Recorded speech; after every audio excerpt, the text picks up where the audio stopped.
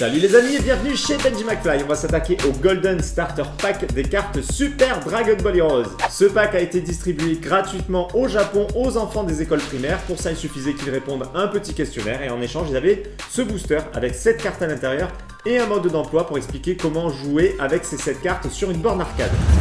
On est passé sous la caméra et voici le booster de plus près. Donc on voit ici Gogeta, c'est la carte principale puisque c'est la seule carte qui sera avec des effets gold. Les 6 autres cartes seront avec des effets communs. À l'arrière du booster, on retrouve la liste des cartes qui composent ce booster et quelques visuels de gameplay, plus la fameuse borne arcade qui permet de jouer avec ces cartes au Japon. Ce qui serait intéressant pour nous, c'est que ces cartes apparaissent dans le jeu Super Dragon Ball Heroes qui est sorti récemment sur Switch et sur PC. Ce serait vraiment génial puisque là du coup on a le mode d'emploi de comment bien utiliser ce deck, vous allez le voir à l'intérieur. Bah écoutez, c'est parti, on va ouvrir ce booster. C'est parti, on découvre le contenu de ce booster. On va déjà regarder la notice des cartes qui sont à l'intérieur. Donc évidemment on retrouve les 7 cartes, la liste qui est ici, et à l'arrière on a le mode d'emploi pour comment bien utiliser les 7 cartes qui sont fournies dans ce booster. Et nous découvrons du coup les étapes 1 à 4 et donc on va s'attarder dessus un petit peu plus tard puisque ça je vous ai fait une petite traduction, bon pas top mais des cartes qui sont à l'intérieur et ça nous aidera à mieux comprendre pourquoi ils ont fait ces étapes là. Et dans le booster, il y a un booster. Alors on va l'ouvrir et on va regarder ces fameuses 7 cartes. Donc ce sont des cartes promotionnelles comme je vous l'ai dit. La lettre P qui est ici qui nous avertit que c'est une carte promotionnelle, vous commencez à le savoir. Et ce sont des cartes parmi la collection UMP, ça va de la, attendez je vais regarder dessus, de la UMP 47 à la UMP 53. On commence avec la UMP 47 de Goku, vous comprendrez rapidement que c'est sur le thème du film Dragon Ball Super Broly. C'est une carte de classe héros avec 3400 points de vie, 3800 points de puissance et 2000 points de garde. Pour ce qui est de l'arrière de la carte, on y reviendra tout à l'heure. Comme je vous l'ai dit, j'ai essayé de faire une petite traduction de ce qui est écrit sur ces cartes. La seconde carte, la UMP 48 de Vegeta. Donc c'est une carte Berserker cette fois-ci, avec 3100 points de vie. Nous avons 4500 points de puissance et pour ce qui est de la garde, par contre, il n'y a seulement que 1000 points.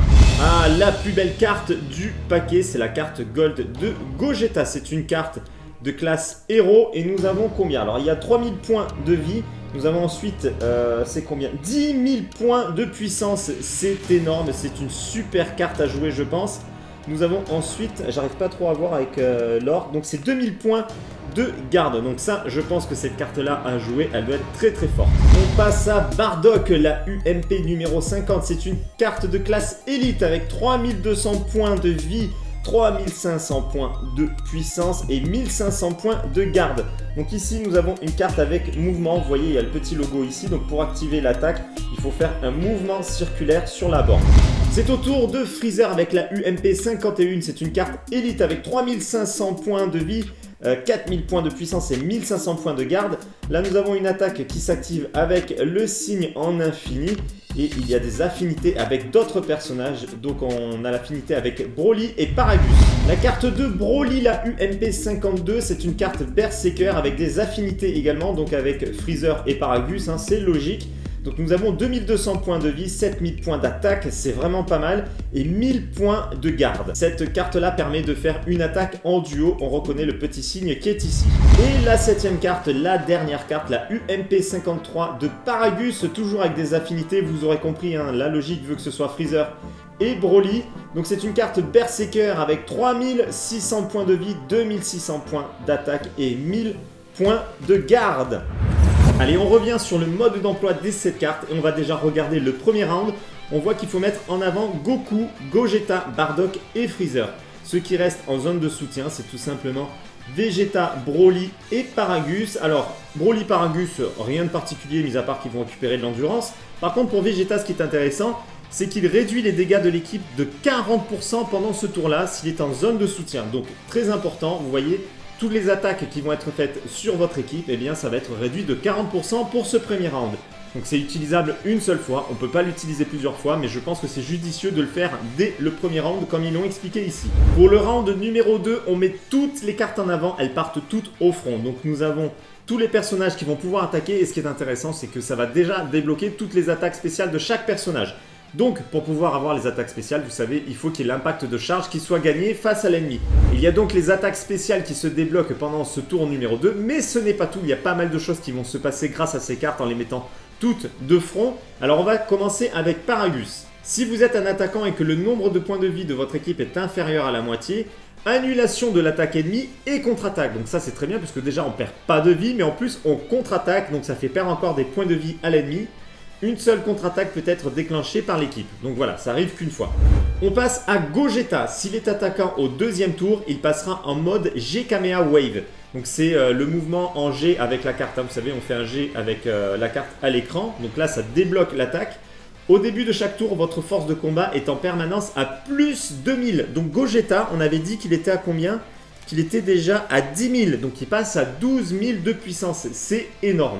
Il y a ensuite Bardock à la fin du deuxième tour. Donc une fois que tout le monde a attaqué, Bardock va passer à l'attaque une fois de plus.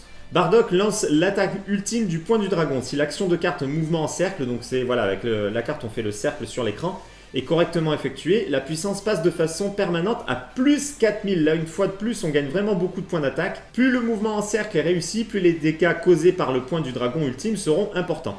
Donc ça, il peut le faire qu'une seule fois. Petit détail supplémentaire avec Bardock et pas des moindres, au début du second tour, la vitesse d'impact de charge de tous les alliés revient à la valeur initiale. Donc je vous rappelle, c'est la petite jauge qui se remplit en bas.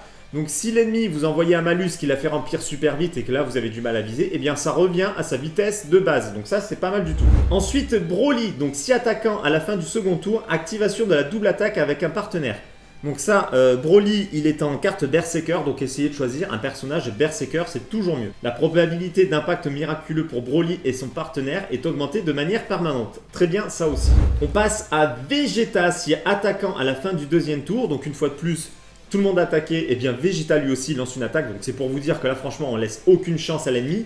Donc si attaquant à la fin du second tour, activation de la triple attaque avec deux partenaires. Donc là avec ce pack là, idéalement on choisit Broly et Paragus car ils sont Berserker également. La vitesse d'impact de charge de l'ennemi attaqué devient très rapide de façon permanente. Donc pareil, sa barre de charge en bas va aller super vite. Au tour de Freezer, donc une fois de plus, lui aussi il va attaquer à la fin. Donc si attaquant après le deuxième tour, il passera en mode super énergie. Donc là avec la carte, on fait le mouvement du signe infini. C'est une boule qui va se charger et qui va envoyer une attaque à l'ennemi. Donc vraiment aucune chance pour l'ennemi. Et le dernier, c'est Goku. Si attaquant la fin du deuxième tour, donc une fois de plus, ça attaque après tout le monde. Activation de l'attaque Genki Dama, donc la grosse boule au-dessus de Goku. Plus il y a de partenaires, plus les dégâts sont importants. Donc voilà, si vous n'avez pas eu de partenaire étourdi et que tout le monde peut attaquer, eh bien la frappe va être encore plus forte. En outre, avec un grand succès, il augmentera de manière permanente et rapide la vitesse d'impact de charge de toute l'équipe ennemie. Donc vraiment, on envoie plein la gueule à l'équipe ennemie avec ce deck là. Un Genki Dama ne peut être déclenché que par un seul personnage dans l'équipe. Donc si vous avez choisi deux cartes avec un Genki Dama, ça sert à rien parce qu'il n'y en a qu'un seul qui pourra l'utiliser. On passe ensuite au round numéro 3. Vous voyez, toute l'équipe reste en avant et là, rien de particulier. Vous vous battez, vous essayez de gagner les impacts de charge et point barre. Pour le round numéro 4, eh bien Vegeta, Bardock, Freezer et Paragus passent en zone de soutien. Il reste au front Goku, Gogeta et Broly, donc en attaquant. Et donc là, normalement, on va mettre le coup final grâce à Gogeta si vous réussissez à avoir l'impact de charge. Si vous gagnez l'impact de charge, la Gogeta va envoyer la méga attaque et là, ça va tout dévaster. Voilà, j'espère que c'était pas trop indigeste parce qu'il y a beaucoup d'explications, mais je vous ai mis des visuels pour que ce soit un petit peu plus parlant. Pour ceux qui jouent au jeu sur Switch ou sur PC, je pense que vous comprendrez, il n'y a aucun souci là-dessus.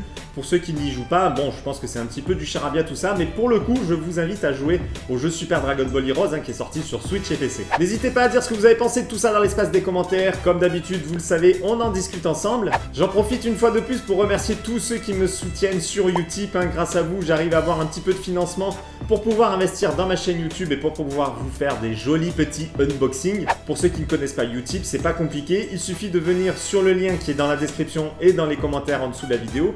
Vous regardez des pubs et ça finance ma chaîne. Pour ceux qui ne me suivent pas encore sur YouTube, c'est le moment de le faire. Vous pouvez également me rejoindre sur les réseaux sociaux, Facebook, Twitter, Instagram. Les liens sont dans la description en dessous de la vidéo. Et je vous dis à très bientôt pour une prochaine vidéo. Ciao les amis!